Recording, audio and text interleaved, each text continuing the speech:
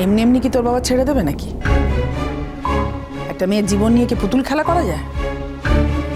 যখন ইচ্ছা হবে তাকে বুকে টেনে নেবে, আর যখন ইচ্ছা হবে তাকে জীবন থেকে সরিয়ে ফেলবে, এটা হয় নাকি? হয়েছে যে তা তো দেখতেই পাচ্ছেন। এই হওয়াটাকে আমরা বিশ্বাস করি না, মানি না।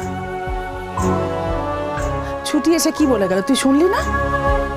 না না, তার থেকেও বড় কথা ওদেরকে আমায় জবাব দিতে হবে। আমাকে জবাব ওদের দিতে হবে যে আমার মেয়ের কোন অপরাধে এক রাত্রির মধ্যে ওরা আমার মেয়েকে খোলা আকাশের তলায় দাঁড় করিয়ে দিল, এটা জানার অধিকার বাবা হিসেবে তো আমার আছে নাকি? অধিকার থাকলেই কি আর সেই অধিকার নিয়ে লড়াই করতে হবে বাবা? বাবা, এতদিন তুমি ছিলে না, আমরা দুঃসময়ের মধ্যে দিয়ে কাটাচ্ছিলাম, আর ওই সময়েই ওর সাথে আমার বিয়ে হয়েছে। ওর সাথে আমার বিয়েটা তো হওয়ার কথা ছিল না। তুমি তো সবটাই শুনেছো, আর সেই জন্যেই ও কোনোদিনই আমাকে মন থেকে মেনেও নিতে পারেনি। এটা বোধহয় ঠিক কথা নয় কাকুন। এটাই ঠিক কথা ডাক্তারবাবু, এটাই ঠিক কথা। হ্যাঁ, ও মেনে নেবার চেষ্টা করেছিল, কারণ কি বলুন তো, ও তো খুব ইন্টেলেকচুয়াল, ও কলেজের মাস্টারমশাই। ও আসলে সবার কাছে প্রমাণ করতে চেয়েছিল যে ওর থেকে অনেক অযোগ্য একটা সাধারণ মেয়েকেও ও সমান ভালোবাসা দিয়ে সংসার করতে পারে, এটাও প্রমাণ করতে চেয়েছিল, কিন্তু ও পারেনি। মানে ওর মন তো আসলে এই বিয়েতে কোনোদিন ছাড় দেয়নি, তো পারবে কি করে? জামাই কিন্তু তোকে ভালোবাসে কাকুন। মা, তোমার জামাইয়ের সাথে না আমি থেকেছি, তুমি তো থাকোনি। তুমি কি করে জানবে যে ও আমায় ভালোবাসে কি বাসে না? তোমার মা দেখেনি কাকুন, কিন্তু আমি দেখেছি সমুদ্র তোমায় ভালোই বাসত। ওইগুলো ডাক্তারবাবু আসলে সব ভান, অভিনয়। যারা অনেক পড়াশোনা জানে, কলেজে মাস্টারি করে, তারা সব ভালো পারে। এই একই ব্র্যাকেটে কি তুমি আমাকেও ফেললে মা?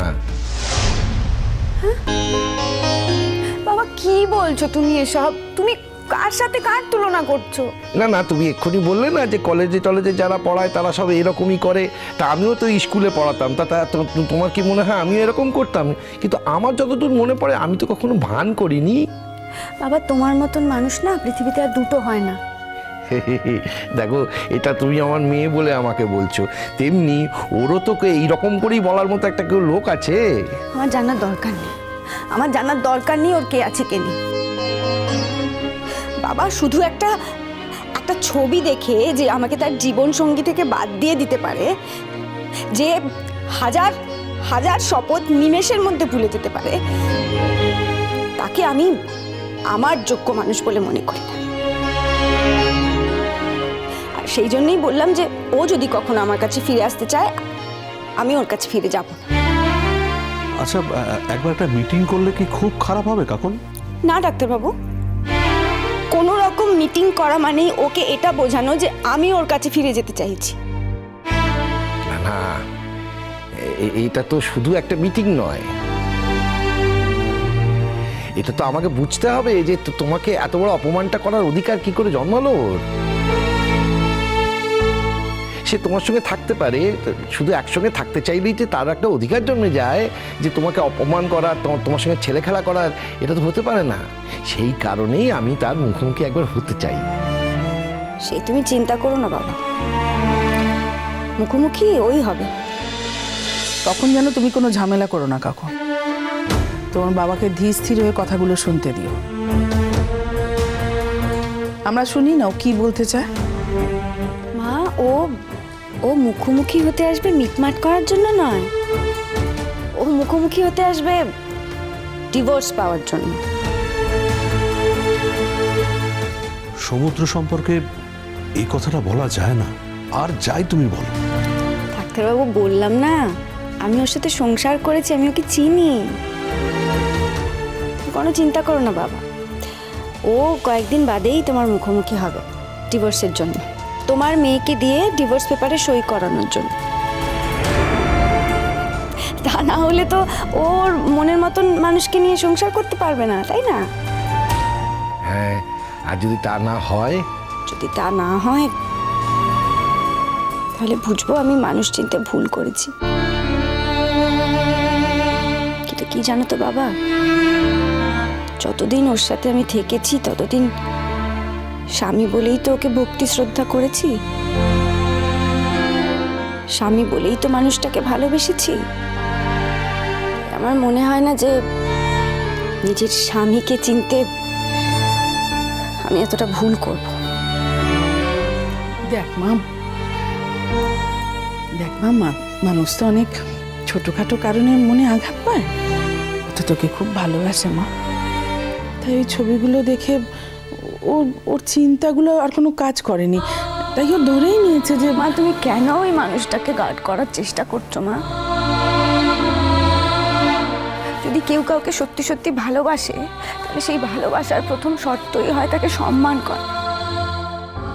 ও যদি আমাকে সত্যি সত্যি সম্মান করতো, ও যদি আমাকে বিশ্বাস করতো একটু, তাহলে এই ভুলটা মাও করতে পারতো। আর যে সম্পর্কে বিশ্বাস নেই, সম্মান নেই, সেই সম্পর্কটা টিকিয়ে রাখা বোধহয় ঠিক না। তুমি এবার বলো বাবা, আমি কি কিছু ভুল বলছি? না না, তুমি 100% ঠিক বলছো, কিন্তু আমার যেটা জানার দরকার, ও কি সত্যি সত্যি তোমাকে অবিশ্বাস করে, নাকি ওটা একটা সাময়িক ভুল? এটা তো আমার বুঝতে হবে। করে না বাবা, করে না। ও আমায় বিশ্বাস করে না। ও যদি আমায় বিশ্বাস করতো তাহলে ও আমার কথাটাই শুনতো। ওই একটা ছবি দেখে এত বড় সিদ্ধান্তও নিতে পারতো না। ওনা বাবা আমাকে যা যা বলেছে সব মিথ্যে বলেছে। ও আমাকে অনেকবার বলেছে, অনেকবার ওনাকে আমি ভালোবাসি। কিন্তু আমি জানি ও আমায় কোনোদিন ভালোবাসেনি। আসলে ওর মনে তো ছিল কোনো আধুনিক শিক্ষিতা মেয়ের চাহিদা, যার সঙ্গেও আমার বোধহয় কোনোদিনই মিল পায়নি। সেই জন্যই যত দিন গেছে ও মনে মনে আমার উপর বিরূপ হয়ে উঠেছে। তা না হলে শুধু একটা ছবি দেখে আমাকে এত বড় ধাক্কাটাও দিতে পারত। ও মনে মনে বিরূপ ছিল বলেই আমাকে এত সহজে ওর জীবন থেকে ছেটে ফেলতে পারলো। এতদিন ভাবতাম আমার জীবনে যাই ঘটে থাকুক না কেন, আমার মেয়েটা অন্তত সুখে আছে, শান্তিতে আছে, তার একটা ভালো বিয়ে হয়েছে। কিন্তু এখন দেখছো যে সেটা ভুল, তাই না মা? তাও ভালো সত্যিটা জেনে গেছো। কি জানো তো মা, একটা মিথ্যেকে বিশ্বাস করে ভালো থাকার থেকে একটা সত্যিকে জেনে নিয়ে খারাপ থাকা অনেক ভালো। আর তোমরা এরকম কেন করছো? তোমরা আমাকে একটা কথা বলো তো, যে কি হয়েছে, কি এমন হয়েছে? এরকম বিয়ে তো অনেকেরই ভেঙে যায়। কি ভাবছো তোমরা যে 5 জন 5টা কথা বলবে? বলুক না, কি আমাদের এখানে কে চেনে? 5 জন কথা বললে আমাদের তো কিছু যাবে আসবে না, তাই না? তার থেকেও বড় কথা, এই ঘটনাটা তো কারোর জীবনে প্রথমবার ঘটছে না, তাই না? আমি তোমার কথা তখনই মানতে পারবো তুমি যদি সমুদ্র মতন করে ভাবতে পারো। তুমি যদি নিজের জীবনটা গুছিয়ে নিতে পারতে, তাহলে বুঝতাম যে তোমার এই ঘটনা তোমার কিছু এফেক্ট পড়েনি। তা তুমি পারবে না কাকু। তুমি তো মনে মনে ওই ছেলেটার কথাই ভেবে যাবে সারা জীবন ধরে। মনে মনে সারা জীবন ওই ছেলেটাই তোমার ধ্যান জ্ঞান হয়ে থাকবে, ওই তোমার স্বামী হয়ে থাকবে। খাতা কলমে যতই তোমাদের সম্পর্ক ভেঙে যাক,